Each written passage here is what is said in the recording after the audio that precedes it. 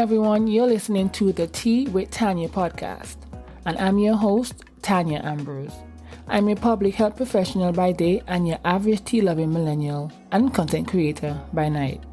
My goal for this podcast is to share public health stories, self-love and wellness tips, to educate and empower, and to promote positive living. This podcast is here to serve you. Join me in the tea tasting room to see what I have brewing for you.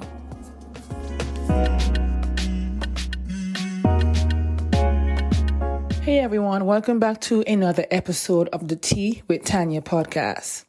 And guys, this is just not a regular episode. This is the season 1 finale of the Tea with Tanya podcast. Now let me say that again. This is episode 16. It is the last episode of season 1. Okay, so that means your girl has completed a whole season. What?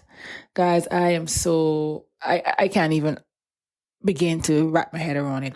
But if you're new here, welcome. If you're a long time or faithful listener, thank you. You guys are the reason why I was able to make it to this point in my podcast journey. I thank you guys. I am grateful for the feedback, the reviews, the love, everything, because you guys honestly kept me going. Now, who would have thought that, a dream or a goal or just a thought is now or would have become a reality? I'm telling you, sometimes you have to just do it. And that's something that I've been learning and I'm continuing to learn as I walk in my purpose. I remember thinking about, who am I to have a podcast? What do I know? What can I talk about? I'm not an expert in anything. Now here I am.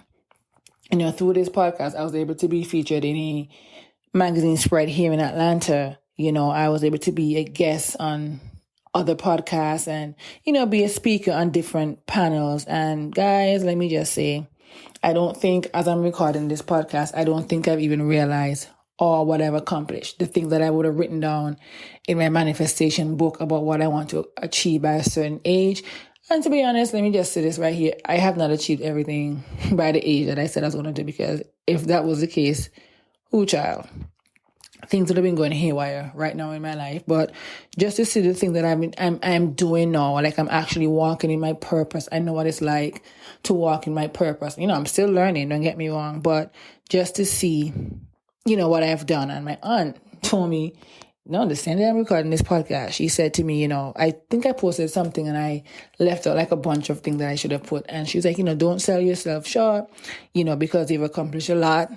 Sometimes it's okay to brag a bit on yourself. And I was like, I'm not a person who like to brag, but I get what she was saying. Sometimes we have to, and I talk about this on the podcast, we have to celebrate our small wins, no matter how big or small. So yes, guys, this is season 1 finale. Anyway, let's get into today's episode, because you know what, I'm going to talk about something that I learned in my first year of being in the 30s, because now I turned 31, guys. I can't believe I'm saying that, which is why I'm saying it like this. I turned 31 about 2 weeks ago, and I've had to learn, I've learned some lessons in my 30s and, of course, in my 20s leading up to my 30s. So I want to share some of that with you guys to, of course, encourage you guys to try to, of course, everybody's journey is different. Everybody won't learn the same lesson, but these are some things you can take into consideration to focus on you to get to where you want to go. It doesn't matter if you're in your teens, your 20s, or if you're like me and you're now in your 30s, that's fine. For me, I feel like my 20s have been a long and memorable journey and really a 10-year quest for me to find my purpose. I found love, happiness, and of course, again, my purpose. For me, and I've said this on the podcast too, I've had to learn many lessons the hard way. Okay? Like I've been in class, I've been in one class for many years trying to learn that lesson. And every time I take that test, it's like I keep failing. And now, guys, my grades are improving. Some tests, I've passed with flying colors. Some I'm still here, trying to get a better grade. You guys probably thinking, what is she talking about? But I'm just talking about the life lessons, the different life lessons that I would have learned, when it came to dealing with certain people or certain things in life, right? So one thing that I do want to say that I did learn in my first year of being 30, and it's something that I'm doing. I started this after my 30th birthday, or, I did it in the fall. but it's to take my mental health seriously. So I'm appealing to you guys to take your mental health seriously. As I grew older and somewhat wiser, I learned to take my mental health seriously. I have spent the last couple of years, working on my mental health. I feel like a different person. The person I am today is entirely different than when I started, in my 20s and even my first year of being 30. We talk about being physically healthy and all these other things about our mental health. Like I like to say, our mental health should be, part of our wealth, if that makes sense. So definitely take your mental health seriously. For me, I become a big advocate for therapy because I am in therapy approaching a year now, and my mindset has truly changed in the way in which I look at life, how I approach certain things. I am just trying to be a better person. Most times I tend to listen to respond, and through therapy, I've been trying to listen, to understand, and then to respond. So that's one of the things that you guys should think about, is to take your mental health seriously as you get older and as you get wiser.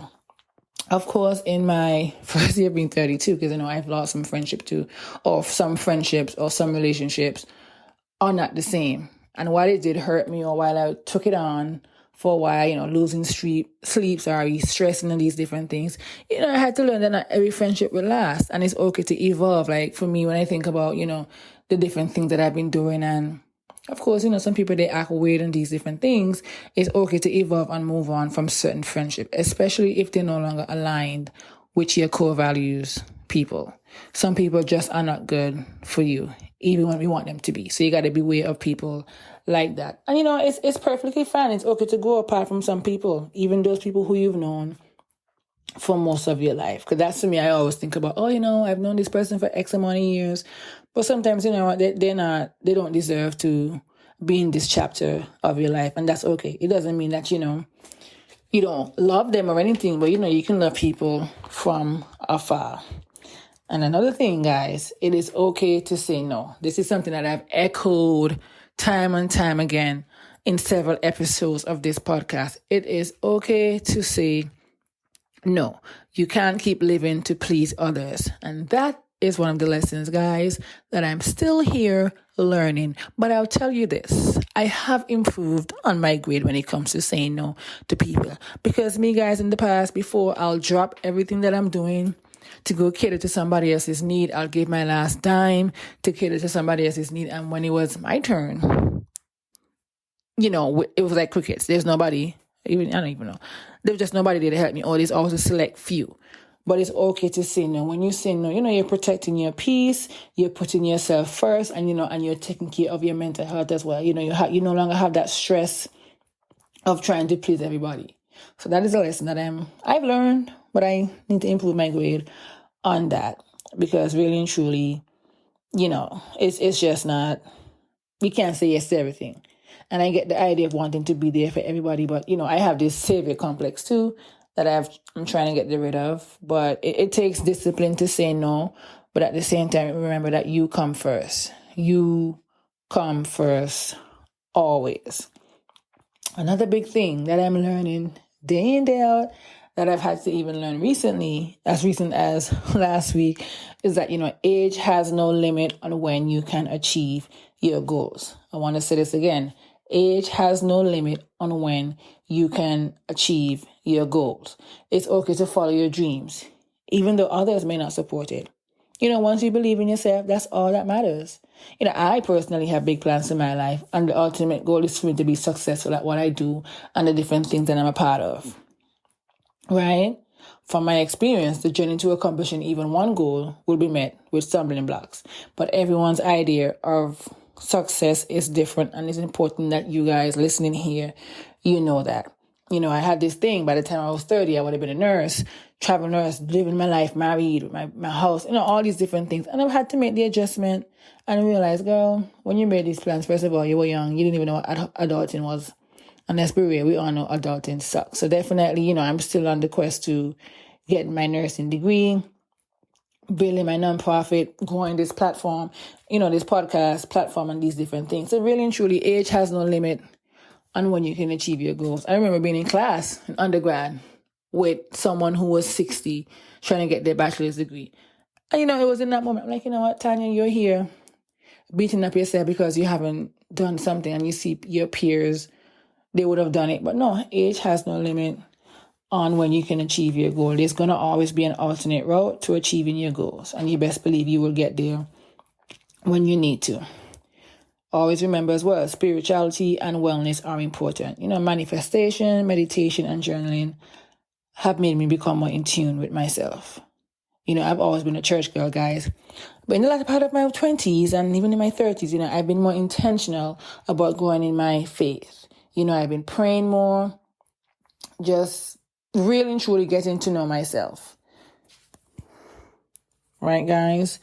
What else did I learn? I'm just honestly, guys, I'm here freestyling, talking to you guys. Usually I have a little outline, which I kind of do, but usually I write what I want to say. But I just could not believe the episode I had planned. I'm like, now what? Speak from my heart. I just could not believe that I'm at the end of season 1, getting ready to go into season 2. But the next thing I want you guys to do, and a lesson that I am struggling with, if I had to grade myself, I'm at a D right now, is to be, I'm going to give myself credit, I'm at a C, is to be financially smart. Now, let me say this again.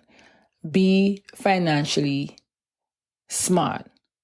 I can't tell you how many mistakes I've made with money. Still do sometimes, because for some reason, I'm going to get it though. I just don't know. If I were to make better decisions, I would be in a much better place financially. And I'm sure some of you can relate. Sometimes we're stuck between, do I need this or do I want it? I remember my first day of my Principles of Business class in high school. Was it Principles of Business? I remember my teacher saying to us, there's a difference between a want and a need. And for some reason, that always stuck out in my head, or it stayed in my head. But for some reason, I just don't follow it most times. But definitely, try to be financially smart. Try to save something whenever you get paid. Some of you may get paid weekly, whatever it is. Even if you can save $1, try to save, because we need to find or have space for, an emergency fund. And guys, definitely, as I'm getting ready to wrap up, is trust your gut. That deep feeling in the pit of your stomach where you know that something isn't quite right. Let me just tell you this. 99.99% of the time, whatever your gut is telling you will be right. So please be open to listening to your conscience. That's something that I've had to learn now as I sit and reflect over my first year being in my 30s. That's something that I've had to reflect. Even, me talking and recording this podcast without, much of an outline like before. And I'm like, you know what, girl, what are you doing? But I remember, me wanting to start the podcast, and I kept delaying, or I kept having doubt. And I remember a sermon, sis guys, I'm a church girl. I remember a sermon from my pastor at church here in Georgia, and he said something about, we can have a negative or how a negative attitude and a spirit of negativity can cause us to feel like we're not good enough or we'll never be good enough, or it can bring on a feeling of uncertainty. And guys, that is so true. Many of us are out here, we talk about imposter syndrome and XYZ. And, a thought came to my mind today as I'm recording this podcast, when we say some of us have imposter syndrome. When we do, but it's like, do we really have imposter syndrome, or are we an imposter? Because sometimes, you may think imposter syndrome is that, you have the skills or the qualifications, let's say for a particular job, but you're just thinking, why am I going to be good enough for this job? Or, you have the certifications and these different things. Whereas if you're an imposter now, good and well that you don't have the qualifications or the skills to, let's say, do a particular job. So you're there now, being fearful, hoping that, someone doesn't find you out, or someone doesn't realize, this person does not know what they're doing. So sometimes, there's like a fine line between imposter syndrome and you being an imposter. I don't know, that thought just came to my mind. I was having a talk with my coworker, and that thought really did come to my mind. So definitely be mindful of the things that you speak over your life, because guys, as I've said before, life and death is in the power of the tongue. So be mindful of the things that you're speaking over your life. And before I go, I just want to share something that, my 30-somethings, or even those who are in their mid-20s getting into their 30s, I'm going to share a few things that you as a woman or whatever you are, listening, you should have by the age of 30. And I would have mentioned, be financially smart. You want to make sure that you have a bank account. That is very, very, very important. Have at least 3 to 5 easy recipes or easy meals that you can make in 30 minutes. Definitely have a reading list because I like to read, so I'm going to put that in there. Have a passport because I've known many people who don't have a passport. And I'm like, what world are you living in? But then I realized, it's a privilege to have a passport, but that's something that you want to have. Excuse me. You also want to have a grown-up email address because I was at work the other day and I saw this email and I'm thinking to myself, do people really still have these kind of emails? Like, we're in 2021 now. You should definitely be having a grown-up, a grown-up email address. So definitely make sure that you have a grown-up email address, especially if you're going to be out in these streets looking for a job. Have your financial and career goals. Have at least one best friend. We all need that one friend that's going to tell us exactly like it is and not sugarcoat anything. Learn to be alone or be okay with being alone. Because sometimes, guys, you need to enjoy your own company. You know what I mean? That's what I'm saying. Have a planner because definitely we got to plan what's going on in our life and an exercise regimen. For me, I just started taking my health really seriously after my last doctor's appointment. So I've been trying to work out more, do a little jumping jacks. I'm skipping up here and there. So you can just find you a nice exercise regimen. And what else do I want to say? And of course, find common sense. Because really and truly, common sense is not really common. So guys, that's all I have to say as I wrap up season 1. I just want to thank you guys for tuning in to me. I know I was rambling on in this episode, but I don't even know what I'm going to call this episode. But definitely thank you guys for tuning in week after week. You guys really give me something to look forward to. Like, I love recording and creating content for the podcast. It's just so much. I don't want to say easier because, again, this is a one-man show over here, doing show notes, doing editing and all these different things, graphics and audiograms and all that. It really is a one-man show, but you guys motivate me just from when I see you guys even listen and I'm checking the stats, which I try not to do too often, but of course, you gotta do what you gotta do. But you guys really have been keeping me going and I will be back. So even though it's the season finale, I'm not going to be gone too long.